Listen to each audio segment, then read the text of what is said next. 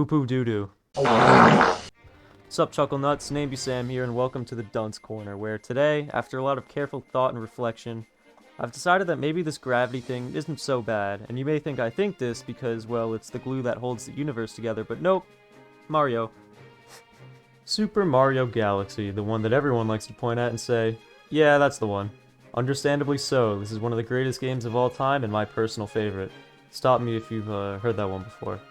So, in a somewhat Scott the Woz fashion, I'll be taking a look at the complete development history of this game, what makes it so great, and the underlying loneliness and emptiness that makes this game truly the spiciest of meatballs. Mario Galaxy's development started before Mario Galaxy was even, well, Mario Galaxy. Mario 128, a spiritual successor to Mario 64, no fucking shit, was just a whole bowl of Marios. Somebody come pick up some of these Marios, it's too many mouths to feed with it as spicy as come on now. This was just a tech demo intended to show off the GameCube's power. Well, I don't fucking understand that at all, I'm sure somebody was impressed. However, the part of Mario 128 that mattered was the fact that when someone walked off the side, they wouldn't always join the abyss. Instead, they would sometimes walk upside down! And while Mario 128 was never officially anything more than a tech demo, it started to rev the think tanks of the fine folks over at Nintendo EAD Tokyo, assigned to make the next big Mario game. Space and gravity go together like a bloody knife and Ted Bundy, so the initial idea for Super Mario Galaxy was settled. But they weren't done there. They were determined to make this game a cinematic masterpiece, bigger than any Mario title before it. And did they succeed? Why do you think I'm here? The story is pretty standard Mario, but with double the murder and triple the loneliness. Bowser kidnaps Peach, Mario saves Peach, but there's some flair here. For starters, Peach's entire castle is ripped from the ground and brought to Bowser's Hell Dimension at the center of the universe, which is slightly more intense than the plot of New Super Mario Bros. After Peach is kidnapped, you're wombo-comboed to a mysterious planet, isolated from, well, everything.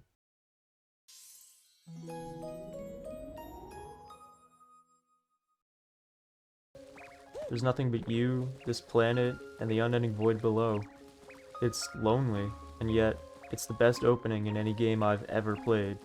It's here where you meet Rosalina, a space-traveling goddess who needs your help to get her observatory up and running by collecting stars. The story, for what it is, a Mario story, functions fantastically. Nothing is too insane and nothing is too regular, everything is just brought up a level. And to accompany the story, we have the music. Holy shit, the music.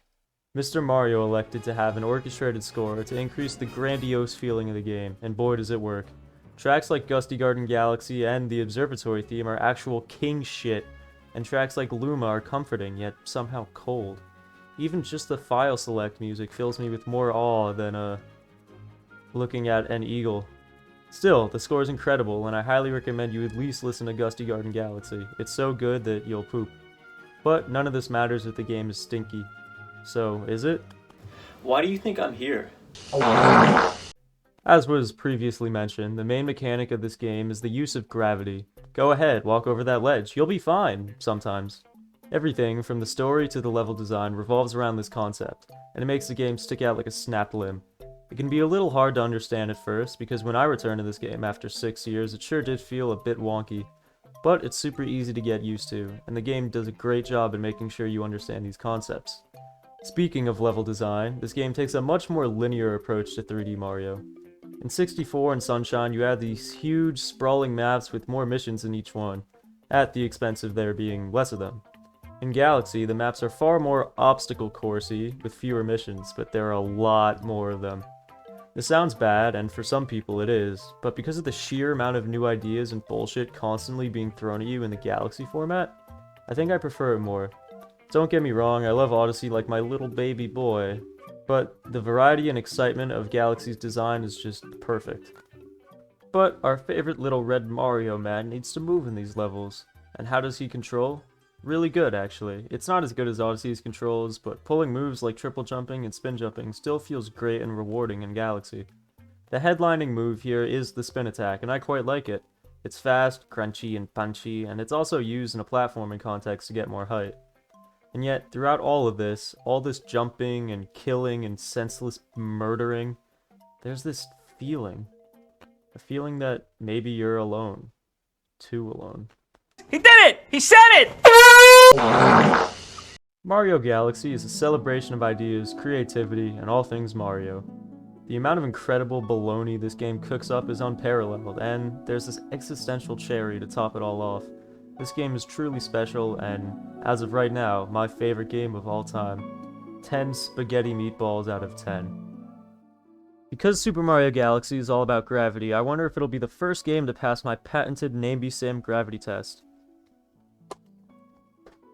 Fantastic.